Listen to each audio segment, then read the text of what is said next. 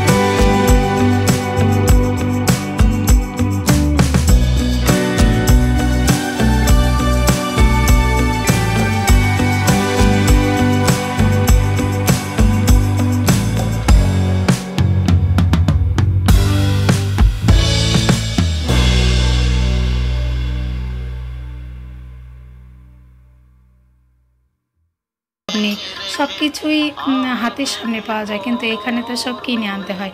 তো এখানে দেখো আমি কলা পাতাটার উপরে তো সেখানে আমাদের পানগুলোকে দেখে, শীষগুলোকে দেখে দেখে আনতে হয়। শীষগুলো যাতে কাটা না থাকে, পোকা যাতে না থাকে, পানগুলো যাতে একদম ফ্রেশ হয়, আম পল্লবের মতো। তো দেখো আমি এখানে আম পল্লবগুলো বেছে নিচ্ছি। 5টা আম পল্লব নিয়ে ঘট বসাবো। তো আম পল্লবে আমি সিঁদুরের টিকা লাগিয়ে নিয়েছি বেলপত্র, বেলপাতার যে 3টা পাতা সমেত এই পাতাগুলোই নিয়েছি। আর নেব ঘটের উপর দেওয়ার জন্য একটা কলা। তো কলাটাতেও আমি সিঁদুরের ফোঁটা দিয়ে দেব। আর আমরা তো এইভাবেই করি, তোমরা কিভাবে করো অবশ্যই কমেন্টসের মাধ্যমে জানাবে। আর জানো আমার এটা নিত্যদিনের পুজো।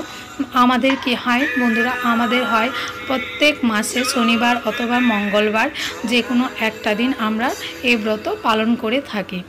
আর দেখো আমাদের নিয়ম অনুযায়ী আমরা এই পুজোটা করছি। এমনিতেও ঠাকুরের পুজো হয় আষাঢ় মাসে শুক্ল তৃতীয়াতে বা মার পুজো ও ব্রত হয়। তো সবাই ঘরে ঘরে সেই দিনই পুজো করে। কিন্তু আমাদের হয় কি প্রত্যেকটা মাসে একবার হলো মাকে ডাকতে হয়, মার ব্রত পালন করতে হয়। তো দেখো এখানে আমি ঘট সাজিয়ে দিয়েছি, ঘটে যা যা দেওয়া সব দিয়েছি। আর দেখো একটা পান আমি মার আর ঘটের উপর দিয়ে দিয়েছি, আর দিয়ে দিচ্ছি গোটা একটা সুপারি। আমাদের তো এইভাবেই নিয়ম করে পুজোটা দিতে হয়। আগের দিন আমাদেরকে নিরামিষ খেতে হয়, যেদিন পুজো দেবো সেদিনও আমাদেরকে নিরামিষ খেতে হয়। তো দেখো এখানে আমি সব কিছু সাজিয়ে নিয়েছি, সবটা তো আর দেখানো সম্ভব না, তো একটু একটু করে সব। এখানে 5 ফল 5 রকমের মিষ্টি সব ফল কেটে তারপর পঞ্চবতী সব কিছু আমি জ্বালিয়ে নিয়েছি। এখন আমি শাড়ি পরে নিয়েছি পুজোটা দেবো বলে। আর প্রথমে আমি নিত্যদিনের পুজোটা দিয়ে দেব, তারপর মার পুজো দেব।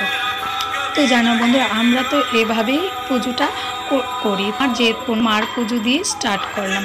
তো মা যদি দয়া করে তো প্রত্যেক মাসে আমি একটা পুজো দেওয়ার চেষ্টা করব, মার ব্রত পালন করতে।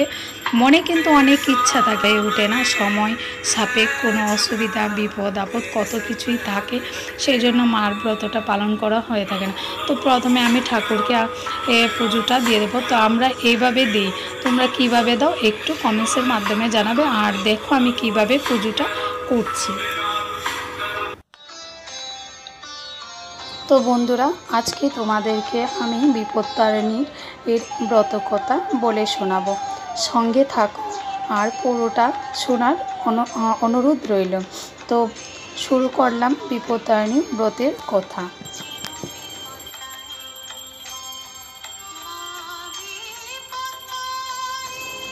মাল্য রাজা দেশে রাজত্বকালে বিপত্তারিণীর ব্রতের প্রচলন হয়। ভবিষ্যৎ পুরাণ আশ্রিত বিপত্তারিণী ব্রতের কথা, ব্রতের মাহাত্ম্য বর্ণিত হয়েছে। পুরাণকালে মহর্ষি নারদ একদিন বেড়াতে বেড়াতে কৈলাসে উপস্থিত হলেন। সেখানে হর পার্বতীকে প্রণাম জানিয়ে বললেন, হে মঙ্গলময়ী প্রভু, কোন ব্রত পালন করলে মানুষের সব রকমের বিপদ থেকে মুক্তি পেতে পারে আমাকে বলুন। আর নারদের কথা শুনে মহাদেব বললেন, যে স্ত্রীলোক বিপত্তারিণীর ব্রতের পালন করে সে এবং তার পরিবারের সমস্ত রকম বিপদ থেকে রক্ষা পায়। এ কথা শুনে নারদ জিজ্ঞাসা করলেন, মহেশ্বর, পূর্বে এই ব্রত কে করেছিল? এই ব্রতের নিয়মাবা কি এবং ফল কি? অনুগ্রহ করে আমাকে বলুন। দেবাদিদেব বললেন, শোনো তবে। বীরধব দেশের এক সত্যনিষ্ঠা রাজা ছিলেন। তার স্ত্রীও ছিলেন নানান গুণসম্পন্ন। ঘটনাচক্রে একদিন চামারের বউয়ের সাথে তার পরিচয় হলো। রানী নিষ্ঠা সহকারে মা বিপত্তারিণীর ব্রত করতেন। তিনি প্রায় মুচিনিকে নানা রকম ফল খাদ্যদ্রব্য উপহার দিতেন। হঠাৎ একদিন রানীর কথার মাঝে মুচিনিকে বললেন, তোমরা তো মাংস রান্না করো, একদিন চুপি চুপি নিয়ে এসো, দেখবো কীরকম। এরপর রানীর কথা মতো একদিন মুচিনি একটু মাংস ব্যাস ঢাকাঢুকি দিয়ে এনে রানীকে দিয়ে গেল। রানী ও সেটা নিজের ঘরে লুকিয়ে রাখলেন। কিন্তু এক রাজাবিত্ত তা দেখতে পেয়ে গেল। ক্রমে কথাটা রাজার কানে গেল। তিনি খুবই রেগে উঠলেন। রাজা অতঃপরে এসে রানীকে বললেন, তোমার ঘরে তুমি কি লুকিয়ে রেখেছ? শিগগির আমাকে দেখাও। যদি আপত্তি করো কোনো জিনিস থাকে তবে গর্দান যাবে। রাজার রাগ দেখে ভীত রানী বললেন, আমার ঘরে নানা রকমের ফল মূল আছে মহারাজা। বিপদে পড়ে রানী কাঁদতে কাঁদতে এক মনে মা বিপত্তারিণীকে দুর্গাকে ডাকতে লাগলেন। মনে মনে বললেন, মা বিপত্তারিণী, আজ আমি খুব বিপদে পড়েছি, আমাকে রক্ষা করো। ভক্তের আকুল প্রার্থনায় দেবী স্থির থাকতে পারলেন না। রানীকে অভয় দিয়ে কানে কানে বললেন, তোমার ভক্তিতে আমি তুষ্ট হয়েছি। তোমার ঘরে চুপড়িতে যা কিছু তা দেখো এখন ফল মূল হয়ে গিয়েছে। রানী তখন রাজাকে সে ফল ফুল ফল এনে দেখালো। রাজার বাছাই খুশি হলেন। মিথ্যাচারের জন্য চাকরকে তিরস্কার করলেন। মা বিপত্তারিণী দুর্গার কৃপা রানীর বিপদ কেটে গেল। 12 মাসে বিভিন্ন ব্রতগুলির মধ্যে বিপত্তারিণী ব্রতের গুরুত্ব অপরিসীম। এই ব্রত করলে সংসারে কোনো বিপদ আসে না, আপদ থাকে না। মা বিপত্তারিণী ব্রতকে সকল বাধা বিপত্তি থেকে উদ্ধার করেন। এই ব্রতের কথা এখানেই সমাপন হলো। তো বন্ধুরা, কেমন লাগলো আমার এই ছোট্ট ব্রত কথা শুনে অবশ্যই কমেন্টসের মাধ্যমে জানাবে। আর যদি ভালো লেগে থাকে একটা লাইক কমেন্টস করতে ভুলবে না। আর অবশ্যই চ্যানেলটাকে সাবস্ক্রাইব করে পাশে বেল আইকনটাকে বাজিয়ে দেবে। তো আজকের জন্য এইটুকুই, থাকো সাথে, দেখতে থাকো।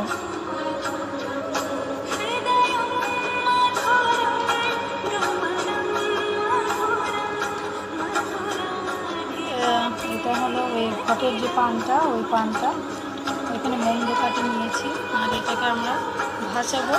এমনিতে এটা সবাই যেন এটা পুকুরে ভাসাতে হয়, ঝিলে বা নদীতে ভাসাতে হয়, কিন্তু আমাদের এখানে যে পুকুর নেই, পুকুর একদম দূরে। তো আমরা কি করেছি, ঘরে একটা বড় বলবাটির ভিতর জল নিয়ে সেটাকে ভাসিয়ে দেবো। তো চলো তোমাদের কাছে একটু সেটা শেয়ার করছি। চলো, জলের পাত্রটা এটায় জল ভর্তি করে নিয়েছি। এখন এটাকে ভাসাবো। তো আগে মোমবাতিটা জ্বালিয়ে নিই। তো দেখো বন্ধুরা, এখন আমি ওই কলা পাতার যে সেটা মানে ভাসিয়ে দেব জলে, যেটা আমাদের নিয়ম। তো দেখো এখানে ভাসিয়ে দিয়েছে। ভাসিয়ে দিয়ে এটুকু জলে আর কি কাঠাম ভাসবে। এখানে আমাদের যে আকাশে যখন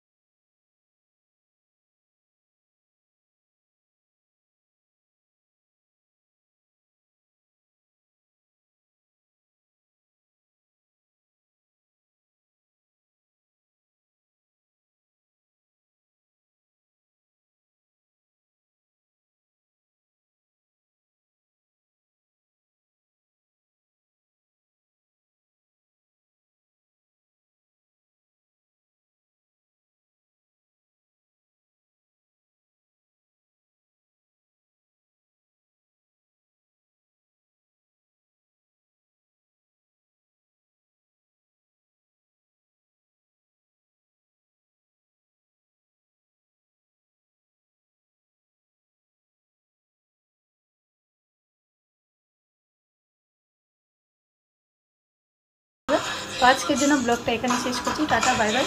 দেখা হচ্ছে নেক্সট আরেকটা ব্লগ। টাটা।